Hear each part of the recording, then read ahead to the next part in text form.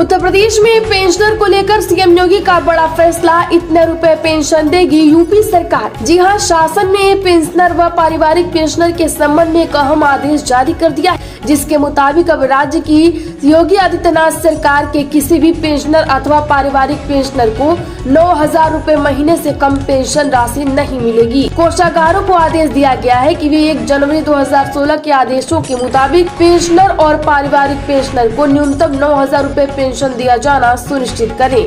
बताया जाता है कि राज्य में ऐसे पेंशनरों की संख्या 5,000 से अधिक होगी, जिन्हें अभी न्यूनतम पेंशन की तय धनराशि 9,000 रुपए से कम मिल रही है। महालेखाकार कार्यालय द्वारा न्यूनतम पेंशन नहीं दिए जाने पर आपत्ति किए जाने के बाद यह आदेश जारी किया गया है।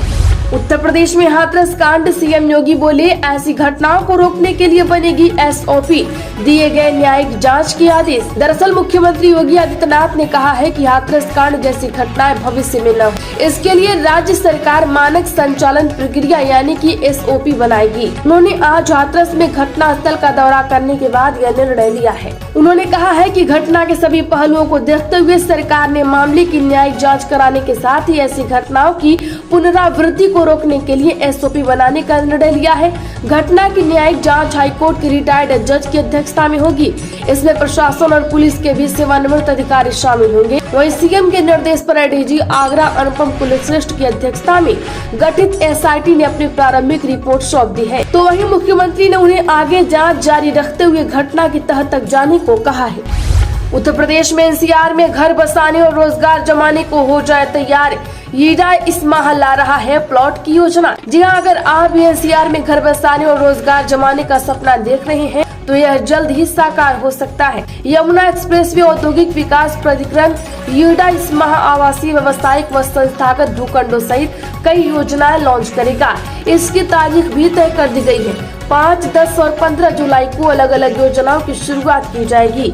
वह मेडिकल डिवाइस पार्क में अब साक्षात्कार के माध्यम से प्लॉट आवंटित किए जाएंगे। अभी तक ड्रॉ के माध्यम से ही आवंटित होता था। उत्तर प्रदेश में पुलिस ने बैरिकेड्स लगाकर श्रद्धालुओं को शाकंभरी देवी जाने से रोका। जानिए प्रशासन ने क्यों लिया ये कड़ा फैसला। यूपी के सहारनपुर के शाकंभरी खोल में बाढ़ की आशंका को लेकर पुलिस प्रशासन ने शाकंभरी देवी मंदिर जाने के लिए श्रद्धालुओं पर रोक लगा दी है। प्रशासन ने बाबा भूरादेव मंदिर के पास बैरिकेडिंग लगाकर श्रद्धालुओं के वाहनों को रोककर खराब मौसम की जानकारी देते हुए सिद्धपीठ मंदिर तक नहीं पहुँचने की अपील की है। उत्तर प्रदेश में केएसएएम व एपीआई की मैन्युफैक्चरिंग का गढ़ बनेगा। Lalitpur drug pharma park PP model पर आधारित होगा विकास। जी हां, उत्तर प्रदेश को उत्तम प्रदेश बनाने के लिए योगी सरकार $1 ट्रिलियन की इकोनॉमी बनाने की दिशा में तेजी से कदम बढ़ा रही है। प्रदेश में बड़े निवेश आकर्षित करने के साथ ही औद्योगिक विकास को गति देने की दिशा में प्रयासरत सरकार ने ललितपुर में बल्क ड्रग फार्मा पार्क को world class common infrastructure facilities से युक्त करने की तैयारी शुरू कर दी है। उत्तर प्रदेश में जेवर एयरपोर्ट का विस्तार करेगी योगी सरकार। इन 6 गाँव की 1200 हेक्टेयर जमीन का अधिग्रहण। जी हां, उत्तर प्रदेश के जेवर में बन रहे नोएडा इंटरनेशनल एयरपोर्ट के विस्तार के लिए जमीन अधिग्रहण की प्रक्रिया तेज कर दी गई है, जिससे कि एयरपोर्ट के साथ उसके आसपास आने वाली अन्य परियोजनाओं को समय पर पूरा किया जा सके। इसके लिए जिला प्रशासन ने 6 गाँव की 1181.2793 हेक्टेयर जमीन अधिग्रहण की है। आपको बता दें कि आज क्षेत्र के दयानंदपुर एवं मुढ़रह के किसानों से 236.9471 हेक्टेयर भूमि पर कब्जा प्राप्त कर लिया गया है, जबकि शेष 3 गांव में कब्जा प्राप्त करने की कार्यवाही चल रही है। उत्तर प्रदेश में यात्रीगण ध्यान दें, 1 महीने तक यूपी बिहार से गुजरने वाली 60 ट्रेनें रद्द। जिगर ट्रेन से सफर पर जाने चाहते हैं तो अगले 1 महीने के लिए यात्रा को टाल सकते हैं। यात्रियों के लिए 30 दिनों तक रेल का सफर दुश्वारियों भरा रहेगा। रेल मुख्यालय ने गाड़ियों के संचालन को बेहतर बनाने के लिए मुरादाबाद लखनऊ रूट पर रोजा में यार्ड रिमॉडलिंग को मंजूरी दी है। शाहजहांपुर लखनऊ और रोजा सीतापुर सिटी डबल लाइन पर होने वाले रिमॉडलिंग से रेल यातायात प्रभावित हो रहा है। बता दें कि रद्द ट्रेनों में मेल एक्सप्रेस 52 और पैसेंजर 8 ट्रेनें हैं। इसके अलावा 7 ट्रेनें डाइवर्ट हैं, 6 को रिशेड्यूल किया गया है, 13 को रेगुलेट और 6 को शॉर्ट टर्मिनेट किया गया है। उत्तर प्रदेश में सड़क को ओपन बार बनाने वालों पर कड़ा एक्शन। लखनऊ पुलिस ने 117 पियक्कड़ों को पकड़ा। यह सड़क को ही ओपन एयर बार बनाने वाले पियक्कड़ों के खिलाफ हिंदुस्तान के अभियान का बड़ा असर हुआ है। बता दें कि डीसीपी अभिजीत आर शंकर के निर्देश पर एसपी गाजीपुर विकास जायसवाल ने देर रात सड़क दुकानों के पास और रेस्तरां में शराब पीने वालों पर कार्रवाई की। 3 घंटे की कार्रवाई में गुड़म्बा, विकास नगर, इंदिरा नगर, गाजीपुर पुलिस ने खुलेआम शराब पीने और हंगामा करने वाले 117 लोगों पर कार्रवाई की। हाथरस घटना में भोले बाबा ने वकील एपी सिंह को किया नियुक्त। निर्भया कांड के आरोपियों और सीमा हैदर का लड़ चुके हैं केस। दरअसल आपको बता दें कि यूपी के हाथरस में साकार विश्वहरि के समागम में भगदड़ से बड़ा घटना हुआ। घटना के बाद बाबा मैनपुरी जिले के बिछवा स्थित आश्रम में आकर छिप गया। 29 घंटे के इंतजार के बाद बाबा का पहला बयान सामने आया है। बाबा ने चिट्ठी जारी करके चल बसने वालों के प्रति गहरी संवेदनाएं होने की बात कही। साथ ही हाथरस में हुए समागम में कुछ अराजक तत्वों के शामिल होने का आरोप लगाया है। कहा है कि इन अराजक तत्वों ने ही भगदड़ कराई। उनके खिलाफ विधिक कार्रवाई के लिए सुप्रीम कोर्ट के वरिष्ठ अधिवक्ता डॉक्टर एपी सिंह को अधिकृत किया है। पत्र पर नीचे बाबा का नाम और हस्ताक्षर भी किए गए। उत्तर प्रदेश में बीपीएससी चयनित 46 शिक्षिकाएं बर्खास्त। बिहार वालों का ग्रेस मार्क्स लेकर पास हुई थी यूपी की जिला बिहार लोक सेवा आयोग में 2023 में चयनित 46 शिक्षिकाओं को नौकरी से बर्खास्त किया गया है। ये सभी उत्तर प्रदेश के विभिन्न जिलों की रहने वाली है और बिहार के औरंगाबाद जिले में तैनात थी। कार्यक्रम पदाधिकारी दयाशंकर सिंह ने कहा कि उत्तर प्रदेश की मूल निवासी सामान्य वर्ग की इन महिला टीचर को विभागीय नियमों के खिलाफ जाकर 5% ग्रेस मार्क दिए गए थे।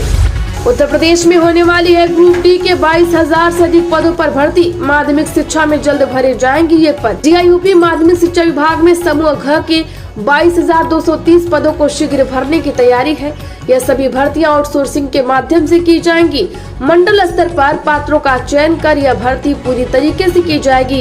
इसके लिए मंडल स्तर पर मंडलायुक्त के दिशा निर्देशन में भर्ती अभियान चलाया जाएगा।